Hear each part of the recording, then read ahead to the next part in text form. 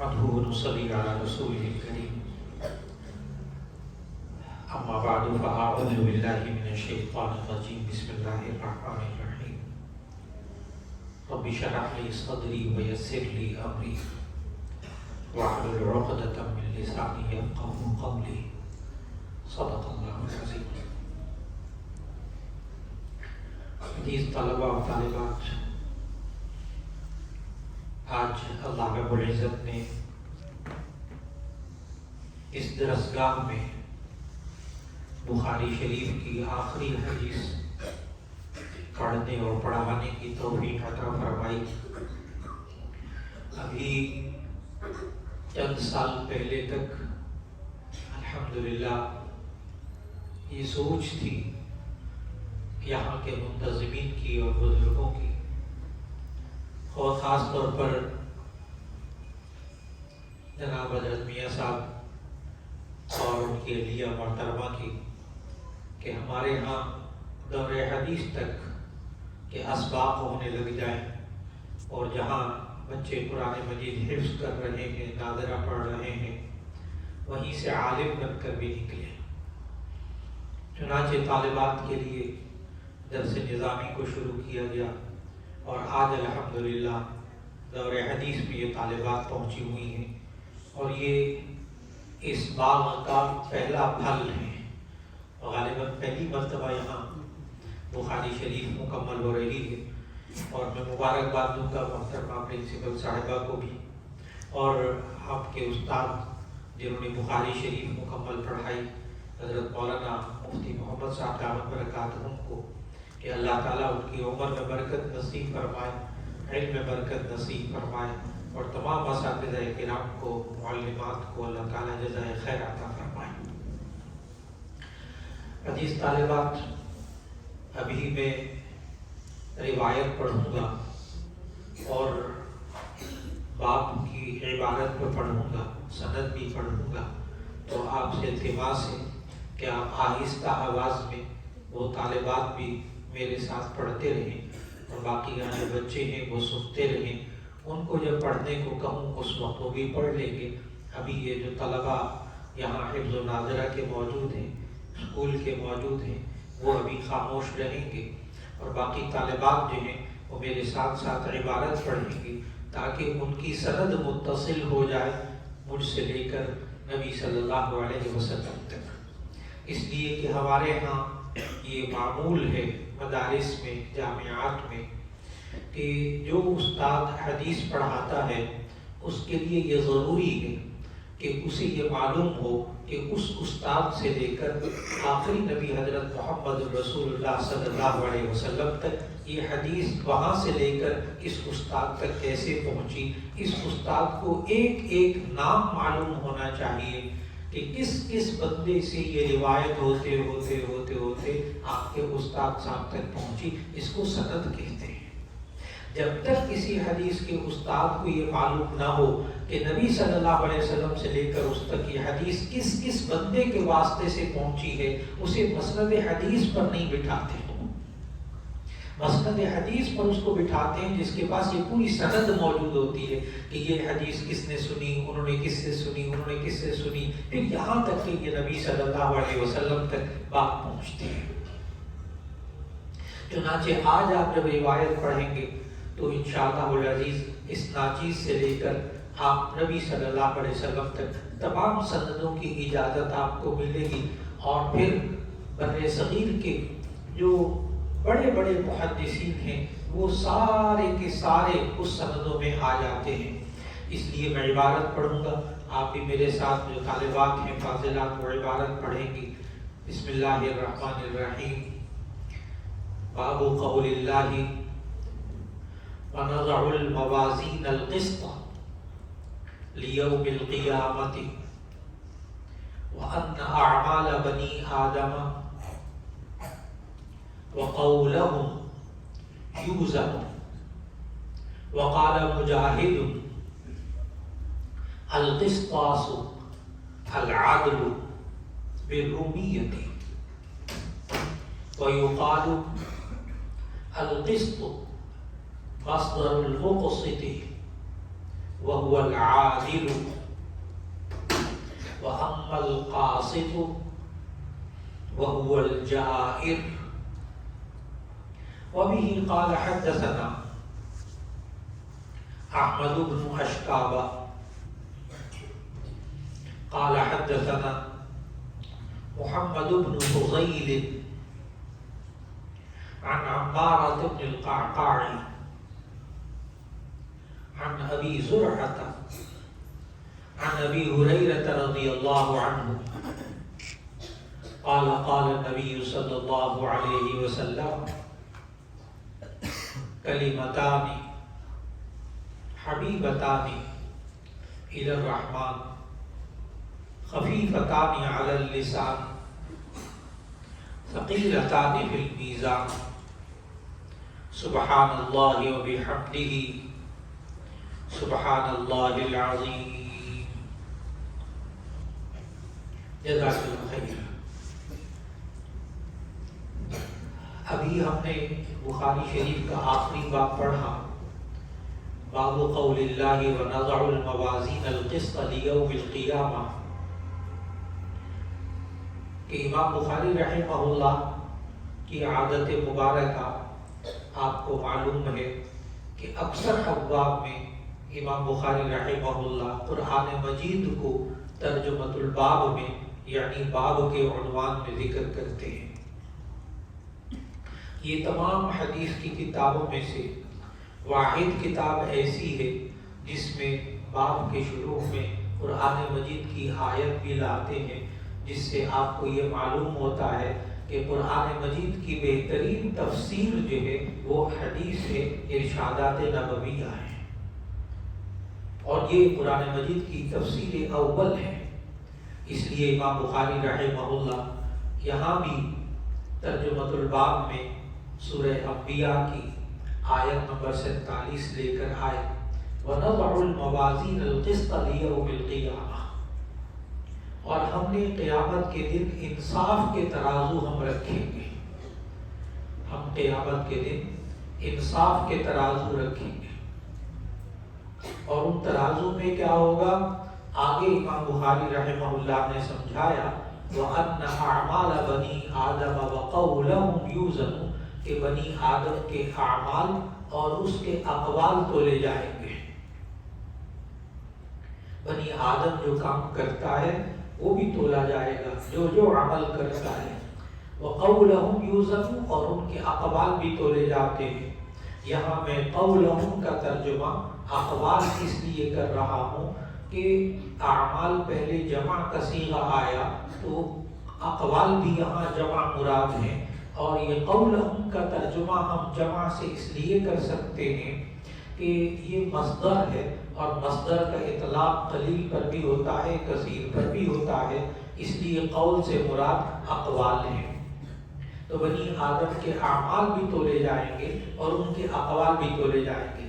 جو انسان یہ کام کرتا ہے، نیک کام کرتا ہے، وہ بھی تولے جائیں گے، اور جو برے کام کرتا ہے وہ بھی تولے جائیں گے قیامت کے دن. اور اسی طرح اس کے اقوال بھی تولے جائیں گے. جو یہ زبان سے باتیں نکالتا ہے، اچھی باتیں ہوں گی ان کا بھی وزن ہوگا، اور جو بری باتیں ہوں گی ان کا بھی وزن ہوگا. یہ اچھے اعمال کیا ہوتے ہیں، برے اعمال کیا ہوتے ہیں، اس کو ضرور سامنے رکھ لیجیے. اچھے اعمال وہ جو قرآن و سنت کے مطابق ہوں.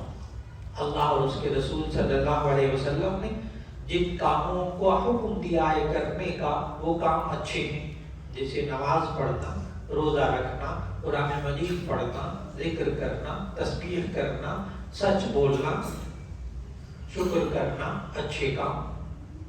اور برے کام کیا، برے اعمال کیا جن سے اللہ اور اس کے رسول صلی اللہ علیہ وسلم نے روکا، جیسے حرام چیزوں سے بچنا، حرام چیزوں سے بچنا. اب برے کام کیا ہے؟ حرام چیزیں اختیار کرنا، اور اسی طرح جھوٹ بولنا، ناشکری کرنا، چغلی کرنا وغیرہ وغیرہ، یہ سب باتیں کہلائیں گی برے اعمال. اب اقوال بھی، اچھے قول بھی، برے قول بھی، بری باتیں بھی، اچھی باتیں بھی.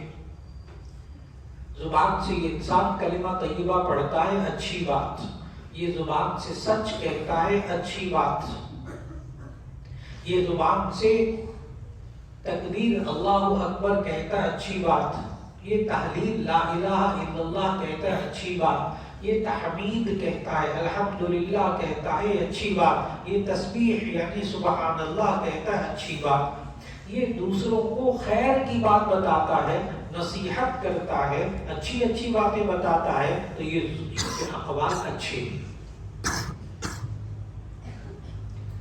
اور برے اقوال کیا ہوتے ہیں؟ زبان کی بری عادتیں، وہ اللہ تعالیٰ نے قرآن مجید میں 8 عادتیں بتائیں انسان کے اقوال جو برے ہوتے ہیں، یعنی زبان انسان کی جو بری باتیں کہتی ہے وہ 8 چیزیں ہیں، ان سے اپنے آپ کو بچانا ہوگا۔ نمبر 1 جھوٹ، جھوٹ سے اپنے آپ کو بچانا ہوگا۔ زبان کی بری باتیں کون سے برے اقوال ہوتے ہیں؟ نمبر 1 جھوٹ، نمبر 2 غیبت، نمبر 3 بہتان تراشی، تہمت لگانا کسی پر، نمبر 4 چغل خوری، نمبر 5 تمسخر، دوسرے کا مذاق اڑانا، مذاق اڑانا اس کی کمزوری بیان کر کے ہنسنا، نمبر 6 کسی کو زبان سے دھوکہ دینا، کسی کو دھوکہ دینا، نمبر 7 کسی کو اپنی زبان سے اس کی تذلیل کرنا، تحقیر کرنا، ذلیل کرنا اگلے، اور نمبر 8 گالی دینا۔ اللہ تعالیٰ نے قرآن مجید میں منع فرمایا لا تسبوا الذین یدعون من دون اللہ، تم اللہ کے علاوہ جن بتوں کی عبادت کرتے آپ ان کو گالی مت دے، تو دوسرے کو گالی نہیں دینی، اگرچہ وہ برا ہو تب بھی گالی نہیں دینی، برا ہونا بیان کرے، اس کی برائی بیان کرے لیکن اس کو گالی نہ دے۔ تو جب برے آدمی کو گالی دینا ناجائز ہے تو اچھے آدمی کو گالی دینا تو اور بری بات ہو گئی۔ تو زبان کے اقوال، زبان سے نکلنے والی باتوں کو بھی تولا جائے گا، اچھی باتیں ہوں گی تو ان کو بھی تولا جائے گا، بری باتیں ہوں گی تو ان کو بھی تولا جائے گا۔ لہذا اب ہمیں ایک بات سمجھ میں آ گئی کہ جب اللہ تعالیٰ نے یوں کہا وَنَضَعُ الْمَوَازِينَ الْقِسْطَ لِيَوْمِ الْقِيَامَةِ کہ قیامت کے دن انسان کے اعمال کو تولا جائے گا۔ اچھا یہ مجھے بتائیے، یہ جو ہم نماز پڑھتے ہیں، یہ جو ہم تلاوت کرتے ہیں، کیا ان اعمال کا کوئی جسم ہوتا ہے؟ ظاہر ہے ان اعمال کا کوئی جسم نہیں ہوتا۔ یہ گلاس ہے، اس کا ایک جسم ہے، یہ کتاب ہے، اس کا ایک جسم ہے، گندم ہے، اس کا ایک جسم ہے، سیب ہے، مالٹا ہے، اس کا کوئی جسم ہے۔ تو سیب کو تو آپ تول سکتے ہیں نا، گندم کو بھی آپ تول سکتے ہیں، آٹا اور دالیں اور چاول کو بھی تول سکتے ہیں، لیکن انسان کے یہ جو اعمال ہوتے ہیں، نمازیں، ان کو کیسے تولیں گے؟ ان کا تو جسم نہیں ہوتا، یا روزوں کا کوئی جسم تو نہیں ہوتا۔ آپ کہہ سکتے ہیں بوری بھر کے روزے، ایسا تو نہیں ہوتا، 2 کلو روزے، 3 کلو روزے، ایسا تو نہیں کرتے ہم۔ یہ 4 کلو 5 کلو نمازیں، تو ان کو کیسے تولا جائے گا قیامت کے دن؟ ان کا تو جسم نہیں ہوتا۔ تو اس کا جواب اچھی طرح یاد رکھ لیں کہ ہم اپنی زندگی میں بہت سی چیزیں ایسی ہیں جن کا جسم نہیں ہوتا، یہ تولتے ہیں۔ یہ اس لیے میں بتا رہا ہوں تاکہ آپ کو یہ سمجھ میں آ جائے کہ یہ انسان کی باتیں، اقوال اور انسان کے اعمال یہ تولے کیسے جائیں گے؟ ان کا تو جسم ہی نہیں ہوتا۔ تو اس کا جواب یاد رکھنا ہے کہ آپ بہت سی باتیں جن کا جسم نہیں ہوتا آپ ان کی پیمائش کرتے ہیں۔ جیسے اگر کسی بچے کو بخار ہو جائے تو منہ میں تھرمامیٹر لگا کے پھر کہتے ہیں اس کو 101 بخار ہے، اس کو 2 بخار ہے، نہیں اس کو 99 بخار ہے، اس کو 98 بخار ہے، اس کو بخار نہیں ہے۔ تو آپ بخار جو ہے اس کو بھی آپ کیسے تولتے؟ تھرمامیٹر سے، حالانکہ اس کا جسم نہیں ہوتا، بخار کا بھی جسم نہیں ہوتا۔ اچھا اور آسان کرتا ہوں، آپ لوگ یوں کہتے ہو موبائل کے اندر ہاں میری بیٹری فل چارج ہے، میرے موبائل کی بیٹری فل چارج، اس کے چاروں دانے نظر آ رہے ہیں، سمجھ گئے ہوں گے فوراً۔ ہاں بیٹری کا 2 دانے چارج ہے، 1 دانہ چارج ہے، یعنی ہم اس بیٹری کی جو طاقت ہوتی ہے وہ بھی تو نہیں دکھائی دیتی نا آپ کو، اس کا بھی جسم نہیں ہوتا، آپ اس کو بھی تولتے ہیں۔ اچھا وہ موبائل کے اندر سگنل بھی ہوتے ہیں، آپ کیا کہتے ہیں میرے موبائل میں 4 سگنل آ رہے ہیں، میرے موبائل میں 1 سگنل آ رہا ہے، یہاں سگنل بالکل ہی نہیں آ رہا ہے، تو وہ آپ جو 4 دانے ہوتے ہیں اس سے آپ سگنلز کو تولتے ہیں، تو کیا سگنل کا جسم ہوتا نہیں ہوتا؟ تو معلوم ہوا ہم نے اپنی عقل سے ایسے ترازو بنا لیے ہیں جن سے جسم نہیں رکھنے والی چیزیں بھی ہم تول لیتے ہیں، تو ہم تول سکتے ہیں تو اللہ اعمال اور اقوال کو نہیں تول سکتا جن کا جسم نہیں ہے؟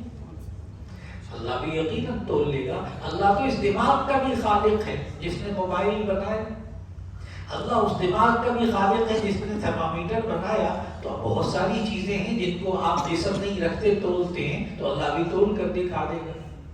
پھر بہت سے ساتھی الجھتے ہیں، کہتے ہیں وہاں اتنے ترازو ہوں گے، اتنے بندے ہوں گے، کیا ہر بندے کے لیے الگ ترازو ہوگا یا ایک ترازو ہوگا؟ اللہ چاہے تو ایک ترازو سے تول لے۔ آپ ایمانداری سے بتاؤ، اتنے سارے بچے بیٹھے ہوں اور ان سب کے پاس اتنے سارے بندے، 500 1000 2000 10,000 بندہ ہو کسی ایک جگہ میں، اور ہر ایک کے پاس موبائل موجود ہو، ہر ایک اپنی بیٹری کو تول رہا، میری بیٹری میں 3 دانے، میری بیٹری میں 2 دانے، ہر ایک اپنی بیٹری کے اندر بیٹری کی طاقت کو تول رہا، ہر ایک نے اپنی جیب میں آج بھی ترازو رکھا ہوا ہے سگنل کو تولنے کے لیے، بیٹری کی قوت کو تولنے کے لیے، تو اللہ بھی قیامت کے دن ہر بندے کے ساتھ ترازو لگا دے، کیا بعید ہے؟ اللہ قادر مطلق ہے۔ اس سارے سوالوں کا جواب پتہ ایک آیت ہے، ایک آیت بس، اس کا ترجمہ ذہن میں لے آئے، ان اللہ علی کل شیء قدیر، بات ہی ختم ہو گئی۔ بے شک اللہ تعالیٰ ہر چیز پر قدرت والا ہے، تمام سوالوں کا جواب ایک، لہذا انسان کے اعمال بھی تولے جائیں گے اور اقوال، یہ باتیں بھی تولی جائیں گی، اچھی باتیں بھی تولی جائیں گی اور بری باتیں بھی تولی جائیں گی۔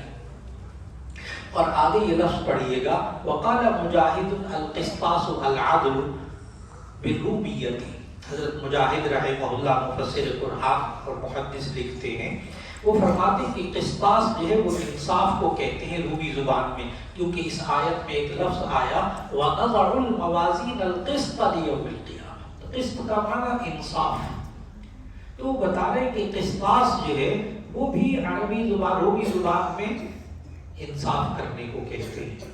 اب آپ کے ذہن میں، طالبات کے ذہن میں یہ سوال آ سکتا ہے کہ اللہ تعالیٰ نے قرآن مجید میں فرمایا اِنَّا أَنزَلْنَاهُ قُرْآنًا عَرَبِيًّا، کہ ہم نے تو قرآن کو عربی میں اتارا، اور یہاں ہم پڑھ رہے ہیں کہ قسطاس جو ہے یہ رومی زبان کا لفظ ہے، اور یہ بھی قرآن مجید میں آتا ہے۔ جتنے بچے قرآن مجید حفظ کر رہے ہیں ان کے ذہن میں سورہ اعراف کی یہ آیت آ جائے گی، لفظ قسطاس قرآن مجید میں وَزِنُوا بِالْقِسْطَاسِ الْمُسْتَقِيمِ، وَزِنُوا بِالْقِسْطَاسِ الْمُسْتَقِيمِ، تو وہاں قسطاس کا معنی انصاف ہے، تو لفظ قسط بھی قرآن مجید میں ہے، سورہ انبیاء کی آیت 47 میں، اور قسطاس بھی قرآن مجید میں ہے، تو قسطاس یہ رومی زبان کا لفظ ہے، پھر قرآن عربی میں کیسے ہوا؟ تو اس کا جواب یاد رکھ لیجئے گا کہ بہت سی زبانوں میں ایسا ہوتا ہے کہ بہت سی زبانوں کے الفاظ دوسری زبان میں استعمال ہونے لگتے ہیں، اور اتنا استعمال ہوتے ہیں کہ اسی کثرت استعمال کی وجہ سے اسی زبان کا حصہ بن جاتے ہیں،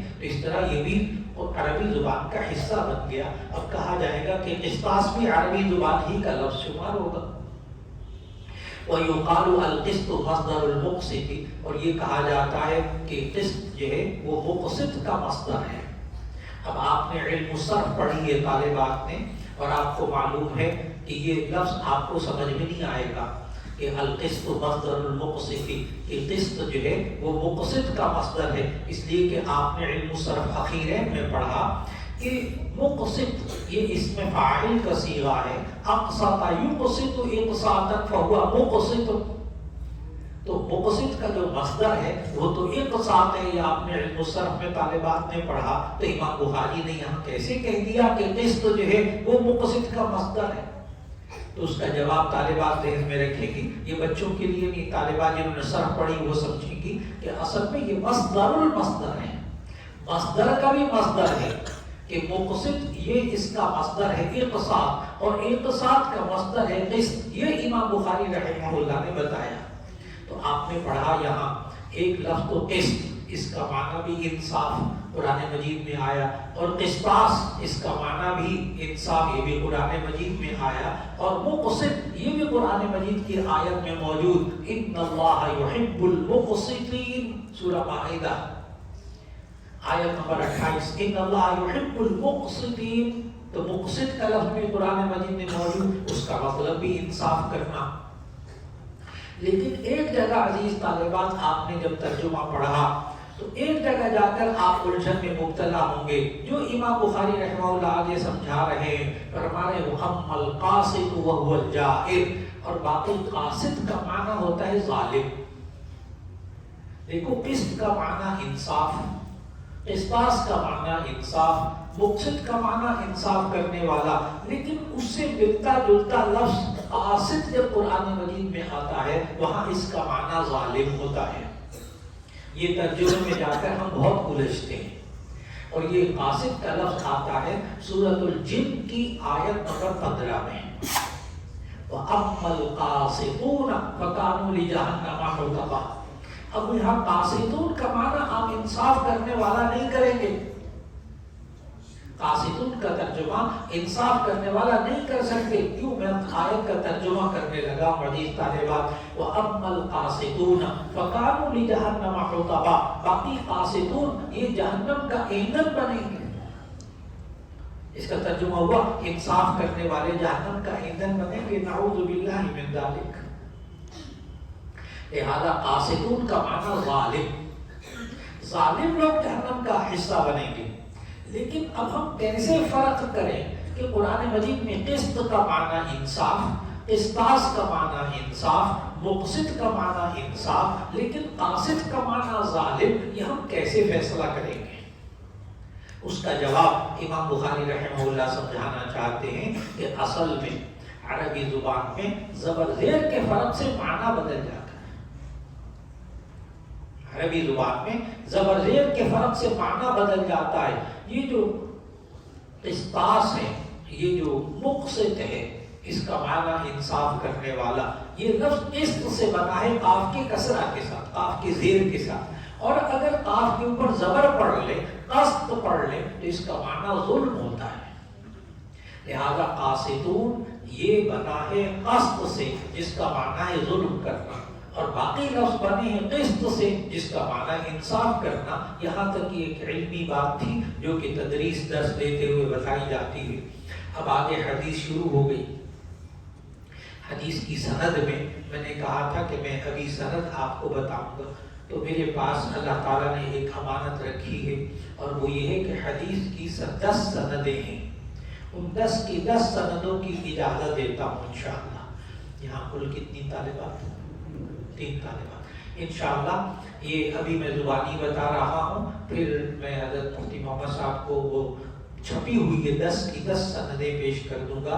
وہ ہر طالبہ کو انشاءاللہ جو دور حدیث کی طالبہ ہے ان کو ان کے نام کے ساتھ لکھا ہوا وہ پوری چھپی ہوئی یہ 10 سندیں مل جائیں گی، جس میں ان 10 سندوں سے وہ نبی صلی اللہ علیہ وسلم تک ایک ایک فرد جس سے یہ حدیث آئی ہے انشاءاللہ وہ آپ کو لکھی ہوئی مل جائے گی۔ تو 10 سندیں یہ چھپی ہوئی مل جائیں گے انشاءاللہ۔ ابھی میں زبانی بتا دیتا ہوں، وہ یہ ہے کہ پہلی سند میں نے بخاری شریف پڑھی حضرت مولانا محمد مالک قادری رحمہ اللہ سے۔ حضرت مولانا مالک قادری رحمہ اللہ جامع شفیع کے شیخ الحدیث، انہوں نے حدیث پڑھی تھی ایک دفعہ حضرت علامہ شبیر احمد عثمانی رحمۃ اللہ علیہ سے۔ تو عزیز طالبات، آج کے بعد تفسیر عثمانی والے ہیں یہ مولانا شبیر احمد عثمانی، جنہوں نے پاکستان قائم ہوتے وقت پہلا جھنڈا لہرایا تھا۔ تو آپ کے اور مولانا شبیر احمد عثمانی رحمۃ اللہ علیہ کے درمیان اب حدیث میں 2 واسطے ہو گئے، ایک واسطہ محمد یوسف اور ایک واسطہ مولانا محمد مالک قادری رحمہ اللہ، اور پھر ان کے استاد علامہ شبیر احمد عثمانی۔ نمبر 2 سند مولانا مالک قادری رحمہ نے دوسری مرتبہ بخاری شریف پڑھی تھی حضرت مولانا حسین احمد مدنی رحمۃ اللہ علیہ سے. تو اب یہ طالبات حضرت مدنی کی بھی شاگردہ ہو گئی دو واسطے سے، ایک مولانا مالک قادری رحمہ اللہ اور ایک یہ ناچیز، دو سندیں ہو گئی. پھر میں نے مسلم شریف پڑھی تھی حضرت مولانا عبد الرحمن اشرفی صاحب رحمۃ اللہ علیہ سے. انہوں نے پڑھی تھی حضرت مفتی محمد حسن صاحب جو جامعہ شفیہ کے بانی تھے، حضرت مولانا فضل الرحیم صاحب دامت برکاتہم کے والد صاحب. تو اب مفتی حسن صاحب رحمۃ اللہ علیہ اور ان طالبات کے درمیان دو واسطے حدیث کے سند میں رہ گئے، ایک مولانا عبد الرحمن صاحب رحمۃ اللہ علیہ اور ایک یہ ناچیز. تین سندیں ہو گئی. نمبر 4، میں نے صحیح مسلم پڑھی حضرت مولانا مفتی جمیل احمد صاحب تھانوی رحمۃ اللہ علیہ سے، جامعہ شفیہ کے مفتی اعظم تھے. انہوں نے حدیث پڑھی تھی حضرت مولانا خلیل احمد سہارنپوری رحمہ اللہ سے. تو حدیث طالبات آپ اب حضرت علامہ خلیل احمد سہارنپوری رحمہ اللہ کی شاگردات بن گئے دو واسطوں سے. اب تک کتنی سندیں ہو گئی؟ 4. 5ویں سند کہ میں نے سنن ابی داؤد پڑھی حضرت مولانا صوفی محمد سرور صاحب رحمۃ اللہ علیہ سے، اور صوفی محمد سرور صاحب رحمۃ اللہ علیہ نے پڑھا حضرت مولانا مفتی محمد حسن صاحب رحمۃ اللہ علیہ سے. تو حضرت مفتی حسن صاحب نور اللہ مرتدہ اور ان کے آپ شاگردات بن گئے. پھر میں نے سنن جامع ترمذی پڑھی حضرت مولانا موسیٰ روحانی بازی رحمۃ اللہ علیہ سے، اور مولانا موسیٰ صاحب روحانی بازی کی آپ شاگردات بن گئی ایک واسطے سے. پھر اس کے بعد میں نے تحاوی شریف پڑھی حضرت مولانا عبید اللہ صاحب رحمۃ اللہ علیہ سے. انہوں نے حدیث پڑھی حضرت مفتی شفیع صاحب رحمۃ اللہ علیہ سے بھی، اور دوسری طرف حضرت تھانوی رحمۃ اللہ علیہ سے بھی اصلاح ہوئی. تو آپ مفتی شفیع صاحب رحمۃ اللہ علیہ کی بھی شاگردات بن گئے، اور دوسری طرف حضرت تھانوی رحمۃ اللہ علیہ کی بھی شاگردات بن گئی. پھر اس کے بعد میں نے حدیث کی مجھے اجازت ملی حضرت مولانا شمس الحق افغانی رحمۃ اللہ علیہ سے. انہوں نے ترغیب و ترہیب مجھے پڑھائی تھی کتاب حدیث کی. تو ان کے حضرت علامہ شمس الحق افغانی رحمۃ اللہ علیہ سے پڑھی. وہ شاگرد حضرت علامہ انور شاہ کاشمیری رحمۃ اللہ علیہ کے. تو آج سے یہ طالبات حضرت علامہ انور شاہ کاشمیری کی شاگردات بن گئی دو واسطوں سے. آپ بس ذہن میں رکھتے جائیں، یہ سب چھپی ہوئی آپ کو مل جائے گی انشاءاللہ. پھر اس کے بعد مولانا سمیع الحق صاحب رحمۃ اللہ علیہ، ان کے والد تھے مولانا عبدالحق صاحب کوڑا خٹک والے، ان سے بھی حدیث کی سند کی اجازت ملی. پھر اس کے بعد یہ جو آج کل مولانا فضل الرحمان صاحب ہیں دامت برکاتہم، ان کے والد حضرت مفتی محمود صاحب رحمۃ اللہ علیہ ہوتے تھے. تو وہ بھی میرے شیخ تھے حدیث میں، لہٰذا یہ شاگردات مولانا فضل الرحمان صاحب کے والد مفتی محمود صاحب کے بھی شاگردات بن گئے. اور آخری سند 10ویں سند حضرت قاری طیب صاحب رحمۃ اللہ علیہ سے میں نے موطا امام مالک پڑھی. تو یہ تمام شاگردات دارالعلوم دیوبند کے محتمم حضرت مولانا قاری محمد طیب صاحب رحمۃ اللہ علیہ کی بھی شاگردات بن گئی ایک واسطے سے. یہ سب بچوں کو تو باتیں سمجھ میں نہیں آئیں گی، لیکن آپ عزیز طالبات آپ نے سمجھنی ہوں گی کہ بر صغیر کے بڑے بڑے محدثین کی آج آپ شاگردات بن گئی حدیث کے اندر الحمدللہ. اب آپ حدیث پڑھیے گا. عن ابی ہریرہ رضی اللہ تعالی عنہ قال قال النبی صلی اللہ علیہ وسلم، کہ نبی صلی اللہ علیہ وسلم نے فرمایا کلمتان حبیبتان الی الرحمن، دو کلمے اللہ کو بہت زیادہ محبوب ہیں، خفیفتان علی اللسان، زبان پر بہت ہلکے ہیں، یعنی زبان سے آسانی سے جاری ہو سکتے ہیں، ان کو پڑھنا بڑا آسان ہے. ثقیلتان فی المیزان، لیکن میزان عمل میں بہت بھاری ہیں. دو کلمے چھوٹے چھوٹے، یہاں میں سمجھاتا جاؤں. ثقیلتان فی المیزان، دو چھوٹے کلمے ہیں لیکن وہ میزان عمل میں بہت بھاری ہیں. بعض چیزیں چھوٹی ہوتی ہیں لیکن بڑی وزنی ہوتی ہیں. آپ بچوں سے ایک سوال کرنے لگا ہوں، طالبات بھی اس کا جواب ذہن میں لائیں. اگر 1 من گندم کی بوری، مجھے یہ بتائیے کہ 1 من گندم، 1 من بٹا رکھتے ہیں نا، اس سے 1 من گندم تولتے ہیں. ٹھیک، مجھے بتائیے گا 1 من گندم زیادہ وزنی ہوتی ہے یا 1 من کا بٹا زیادہ وزنی ہوتا ہے؟ بڑا سوچ سمجھ کے جواب دینا ہے بچوں نے. 1 من کا بٹا وہ زیادہ وزنی ہوتا ہے یا 1 من گندم زیادہ وزنی ہوتی ہے، یا دونوں برابر ہوتے ہیں؟ برابر ہوتے ہیں. بہت اچھا، بالکل صحیح جواب. ایک من کا بٹا اور ایک من گندم دونوں وزن میں کیا ہوتے ہیں؟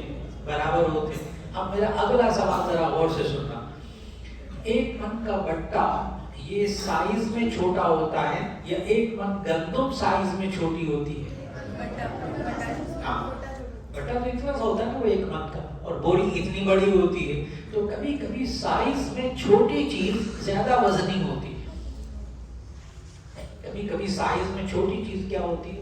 زیادہ وزنی ہوتی ہے۔ اب طالبات وہ حدیث بطاقہ ذہن میں لے کر آئے جو انہوں نے حدیث پڑھی کہ نبی صلی اللہ علیہ وسلم، تاکہ میں آگے جو کلمات پڑھنے لگوں نا تو آپ کو بچوں کو بھی پتہ لگے میں کیا کہنے لگا ہوں، نبی صلی اللہ علیہ وسلم نے کیا فرمایا۔ حدیث بطاقہ ذہن میں لائیے کہ نبی صلی اللہ علیہ وسلم نے سمجھایا کہ قیامت کے دن ایک شخص ہوگا، اس کے ترازو میں نامہ اعمال میں گناہ زیادہ ہوں گے، گناہوں کا جسم بہت بڑا، گناہ بہت سارے ہوں گے، اور اس کے گناہوں کا پلڑا جھک جائے گا، یعنی زیادہ وزنی ہو جائے گا، تو اس کا ظاہر ہے پریشان ہوگا کہ میں جہنم میں جانا پڑے گا مجھے۔ اتنے میں بطاقہ عربی میں کہتے ہیں کارڈ کو، چھوٹا سا ٹکڑا کاغذ کا، تو ایک چھوٹا سا کاغذ کا ٹکڑا اڑتا ہوا آئے گا قیامت کے دن، اور اس کی نیکیوں والے پلڑے میں، ترازو والا وہ حصہ، اس میں نیکیوں والے پلڑے میں آ کر وہ آ جائے گا، ایک دم وہ بھاری ہو جائے گا۔ چھوٹی سی چیز کبھی زیادہ وزنی ہوتی ہے، چیز چھوٹی ہوتی ہے لیکن وزنی بہت ہوتی ہے۔ وہ چھوٹا سا کاغذ کا ٹکڑا اس پلڑے میں جب رکھا جائے گا، ایک دم نیکیوں والا پلڑا بھاری ہو جائے گا اور وہ جنت میں چلا جائے گا۔ اور اس کاغذ کے ٹکڑے پر کیا لکھا ہوگا؟ لا الہ الا اللہ محمد رسول اللہ، یعنی کلمہ طیبہ لکھا ہوگا۔ اب کلمہ طیبہ اتنے سے کاغذ میں، چھوٹے سے کاغذ میں، اس بندے نے کسی وقت بڑے اخلاص کے ساتھ کلمہ طیبہ پڑھا ہوگا، آج وہی کام آ گیا کہ وہ ایک دفعہ کلمہ طیبہ اس نے پڑھا، پاکیزہ کلمہ، اور اللہ تعالیٰ نے اس کو بخش دیا، جنت میں چلا گیا۔ اب میرے عزیز طلباء اور طالبات اور جتنے حاضرین یہاں موجود ہیں، وہ میرے ساتھ ساتھ یہ 2 کلمے پڑھیں گے کہ آج مسجد فاضل میں ہم نے اخلاص کے ساتھ بیٹھ کر وہ 2 کلمے پڑھ لیے، اور قیامت کے دن یہ 2 کلمے ہی کام آ گئے، یہ 2 کلمے ہی کام آ گئے، اور ہم سب کی اللہ تعالیٰ نجات فرما دے گا انشاءاللہ۔ تو اس نیت سے 2 کلمے پڑھیے گا۔ ثقیلتان فی المیزان فرمایا نبی صلی اللہ علیہ وسلم نے، کلمتان حبیبتان الی الرحمن، 2 کلمے اللہ کو بہت زیادہ محبوب ہے، خفیفتان علی اللسان، زبان پر بہت ہلکے ہیں، ثقیلتان فی المیزان، لیکن میزان عمل میں بہت بھاری ہیں، سبحان اللہ و بحمدہ سبحان اللہ العظیم۔ اب سب کے سب طالبات بھی اور تمام شرکاء اور تمام طلباء بھی میرے ساتھ ساتھ پڑھیے، سبحان اللہ وبحمدہ سبحان اللہ العظیم، سبحان اللہ وبحمدہ سبحان اللہ العظیم، سبحان اللہ وبحمدہ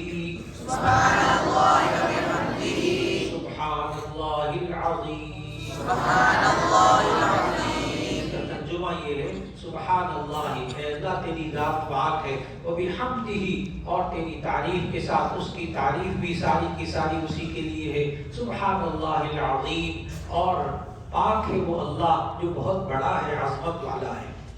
اللہ رب العزت آج کے درس کو سننے کو بھی قبول فرما لے، اور ہمیں اچھے کام کرنے کی توفیق عطا فرمائے، اچھی باتیں کہنے کی توفیق عطا فرمائے، برے اعمال سے اور برے اقوال سے بچنے کی توفیق عطا فرما دے، اور کثرت کے ساتھ ہمیں اللہ کا ذکر، خاص طور پر یہ تسبیح کے کلمات اللہ کہنے کی توفیق عطا فرما دے۔